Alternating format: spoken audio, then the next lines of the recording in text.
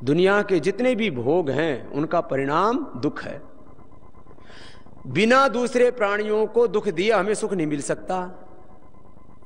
संस्कार दुख, एक बार जो सुख भोग लिया बार बार उसको भोगने की इच्छा होती है। और कोई भी पदार्थ तीन चीजों से बना है, सत्व, रज और तम से। सत्व से सुख मिलेगा तो रज से दुख और तम से अज्ञान। इसलिए ये परिणाम है संसार का। ये तो सीधा सीधा हिसाब किताब है। परिणाम ताप संस्कार दुख ही गुणवृत्ति और हदात दुख में सर्मेकना।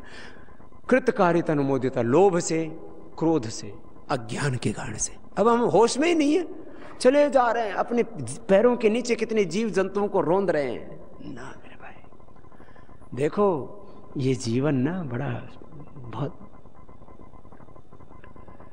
गंभीरता के साथ जियो, सजगता के साथ जियो, होश के साथ जियो। ये जीवन छोटी मोटी चीज नहीं है भाई। जो आदमी बने हो ना, और ये जो पशुओं की तरह, पता ना आजकल ज्यादा लोग क्यों व्यवहार करते हैं। पहले तो अनेक जन्मों से पहले मनुष्य, फिर देवता, फिर ऋषि मुनि ऐसे बनते थे। आजकल ये जीव जंतुओं से ज्यादातर आदमी बन रहे, क्रम आ रहा है उनका। वैसे ही अनेक अनंत आत्माएं हैं। तो ये जो पशुओं जैसा आचरण क्यों करते हैं?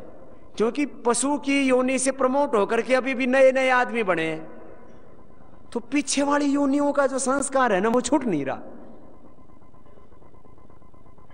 आपने देखा होगा किसी आदमी का स्वभाव गधे जैसा, किसी का कुत्ते जैसा, किसी का शेर जैसा, किसी का बिल्ली जैसा, किसी का हाथी जैसा, किसी का चींटी जैसा। इनमें प्रधान गुण है ना। जैसे हाथी का स्वभाव ऐसा है, एकदम मस्त ऐसा है। शेर का स्वभाव झपट्टा मारना है, गधे का स्वभाव जो है टांग मारना। जो है, जो चलते चलते आदमियों की टांग में टांग अड़ जाओ ना, समझ लो पिछले जन्म का गधा प्रमोट हो गया, आदमी बना अभी नया नया। सारे जीव जंतुओं का स्वभाव बताओ कौन सी चीज का तुम में नहीं है? एक बोला बाबा जी बताओ, ये वृक्ष भी तो योनि है। मैं पेड़ कैसे था? मैंने कहा तू पेड़ ऐसे था, तू जीता जी देता नहीं। तो भगवान ने क्या कहा, पेड़ बना दिया कि भाई तो अब फिर कुछ अपने आप भोग ही नहीं सकेगा। जो तेरे पर फल लगेंगे दूसरे ही खावेंगे। जो इस जन्म में दान नहीं करते, भगवान अगले जन्म में पेड़ बढ़ाओ, फिर दान ही दान हो। आम बना दे, लीची बना दे, दूसरे मौज करे अपना। आप तो भाई अपना झोंके लेते रहो हवा के। और कोई पेड़, कोई जीव जंतु आएंगे वो लैट्रिन लूट्रिन कर जाएंगे तुम्हारे ऊपर। किसी की थोड़ा जोर, जरा कोई टहनी टूनी लग गई तो उसको काट देगा कोई। ये हालत होती है। ये तो सारी सृष्टि का सिद्धांत है। कृतकारित अनुमोदिता लोभ क्रोध मोह पूर्वका मृदु मध्यधिमात्रा। देखो तीन तरह की हिंसा होती है। एक बड़ी हिंसा, जैसे हम बड़ी हिंसा किसको मानते हैं? भाई न्याय की बात तो सबके लिए होनी चाहिए ना। अब आजकल पूरे दुनिया में क्या चल रहा है? Non violence. क्या चल रहा है बोलो? अरे जोर से तो बोलो। नॉन वायलेंस कहते हैं अहिंसा को। नॉन वायलेंस, पीस, अहिंसा। भाई हिंसा नहीं होनी चाहिए, पीस, शांति होनी चाहिए, अशांति नहीं होनी चाहिए। ये बड़े नारे दिए जा रहे हैं। पीस एंड नॉन वायलेंस के लिए पूरी दुनिया के लोगों को बुलाया जाता है। उसको बोलते हैं वर्ल्ड समिट हो रही है भाई। पीस एंड नॉन वायलेंस के ऊपर यूएन जो है एक वर्ल्ड समिट कर, विश्व सम्मेलन कर रहा है। और उसमें क्या होता है? उसमें मुर्गे परोसे जा रहे हैं, गधे, बकरे, घोड़े, कबूतर सब खा जाते हैं। मैंने कहा हिंसा कर रहे हो तुम और नॉन वायलेंस की बात कर रहे हो। हिंसा केवल मनुष्यों की ही नहीं है। जितना इस धरती पर मनुष्यों को जीने का अधिकार है, उतना ही सब जीवों को बराबर का जीने का अधिकार है। वो भी तो हिंसा है। मृदु, मध्य, अधिमात्र। कुछ मध्यम हिंसा है, कुछ इतनी बहुत ज्यादा घोर हिंसा है। फिर कुछ लोग कहते हैं मैं एकादशी को नहीं खाऊंगा मुर्गा, मंगलवार को मुर्गा नहीं खाऊंगा, हनुमान जी का व्रत करता हूं, और बुधवार को दारू मीट सब खाऊंगा। ये ठीक नहीं। सार्वभौमा महाव्रतम। वितर्का हिंसादया कृतकारित अनुमोदिता लोभ क्रोध मोह पूर्वका दुख ज्ञानांत प्राति प्रतिपक्ष भावनम। सार्वभौमिक महाव्रत होनी चाहिए। देश में काल में है, देश काल समच्छिन्न सार्वभौम महाव्रतम। इस बोल में हरिद्वार में आके हिंसा नहीं करूंगा, इस समय नहीं करूंगा, इस तिथि को नहीं करूंगा, इस महीने में नहीं करूंगा, ये नहीं। खैर, मैं आपसे बातें कर रहा था, कुछ लोग तो जो है ना वो अध्यात्म के रास्ते पर आ जाते हैं, फिर कहते हैं हमको कुछ नहीं मतलब दुनिया से, कुछ फिर दुनिया में इतने लीन हो जाते हैं, वो कहते हैं हमको कुछ नहीं मतलब भगवान से। कैसा जीवन हुआ हमारा? न पुण्य कर्म, न पाप कर्म, न मिश्रित कर्म, दिव्य कर्म। कैसा होना चाहिए जीवन? दिव्य कर्म। दिव्य कर्म क्या होता है? जिसमें कोई अपेक्षा ही ना हो, बस किए जा रहे हैं, वह कर्तव्य है अपना।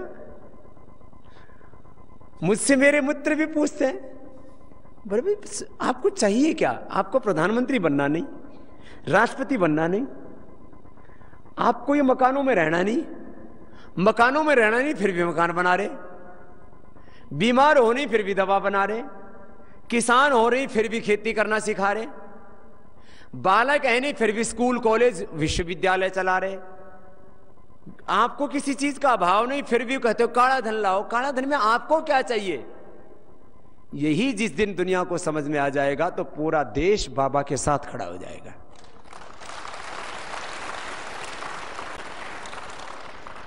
रहना है नहीं फिर भी मकान बना रहे,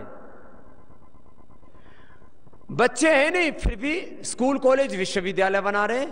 कुछ नहीं चाहिए हमको, ना हमारे पास किसी चीज का अभाव, ना हमें प्रधानमंत्री बनना, राष्ट्रपति बनना, फिर भी कहते हैं राजनीतिक बदलाव भी करना। क्यों? क्योंकि एक मकसद है। मकसद यह है सबकी भलाई हो। इसको बोलते हैं दिव्य कर्म। क्या बोलते हैं इसको? न पाप कर्म, न पुण्य कर्म, न मिश्रित कर्म। क्या होता है? कर्म शुक्ला शुक्ला कृष्णा योगिनः त्रिविधम इतरेषाम। यह है दिव्य कर्म। तो योग से कैसा होना चाहिए जीवन? दिव्य जीवन, दिव्य ज्ञान। एक ज्ञान वो होता है जो किताबों से मिलता है, एक वो जो गुरुओं से मिलता है, एक वो जो अनुभव से मिलता है, एक वो जो प्रकृति से, एक वो जो परमेश्वर से दिव्य ज्ञान मिलता है। तो दिव्य ज्ञान, दिव्य दृष्टि, दिव्य वाणी, दिव्य कर्म, ऐसा मैं चाहता हूं सबका दिव्य जीवन बन जाए। इसलिए आपको यहां पर बुलाया, दिव्य जीवन बन जाए। फिर क्या होता है इसमें? इसमें सुख ही सुख है, इसमें दुख है ही नहीं। दुख किससे होता है? दुख 5 चीजों से होता है। सुनो, ये दुख जो दुनिया दुखी फिर रहे हैं ना, वही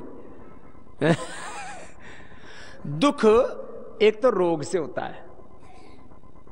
किसी कमर में दर्द हो ना, अब मैं कितना अच्छा भाषण दे रहा हूं, अब व्याख्यान दे रहा हूं, प्रवचन दे रहा हूं, सत्संग कर रहा हूं, भजन करवा रहा हूं, कुछ भी करवाओ, और जिसकी कमर में दर्द है, कमर दुख है, बाबा गोड्डा दुख है। अब किसी के सिर में दर्द हो रहा हो, मेरे भाषण अच्छे लगेंगे? वो कमर में सिर में पट्टी बांध के और कुछ ना कुछ लगा गोली गाली खाकर पड़ जाएगी। बोले बाबा बात तो बहुत अच्छी बता रहा है, लेकिन मेरे सिर में दर्द है, मेरे को सुहाती नहीं है।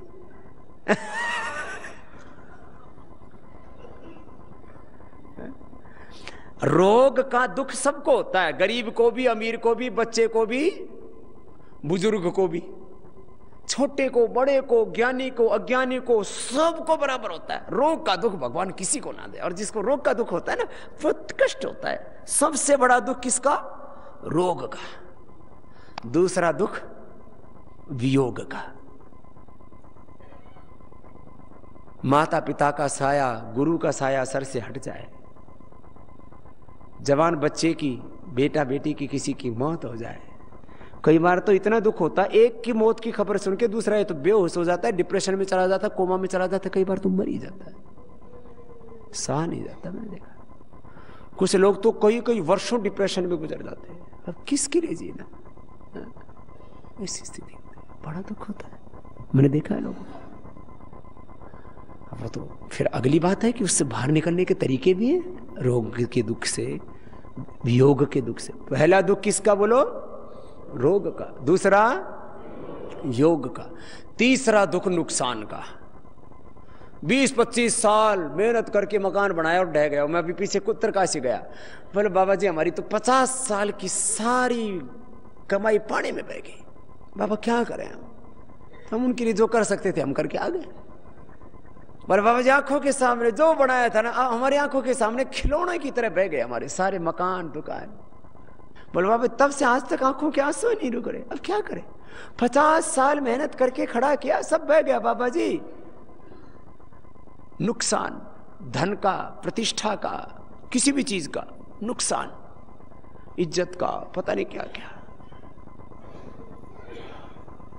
ओहो, बहुत दुख होता है। देखो 10-20 हजार तो बोले भाई पैसा तो हाथ का मैल है, फिर कमा लेंगे, लेकिन सारा परिवार दांव पर लग जाता है। बच्चों के लिए कल को क्या खिलाएंगे वो नहीं होता है? फिर चौथा दुख होता है अपमान का। ओहो, आदमी सब दुख भूल जाता है, इसलिए भूल करके भी किसी का अपमान नहीं करना जिंदगी में।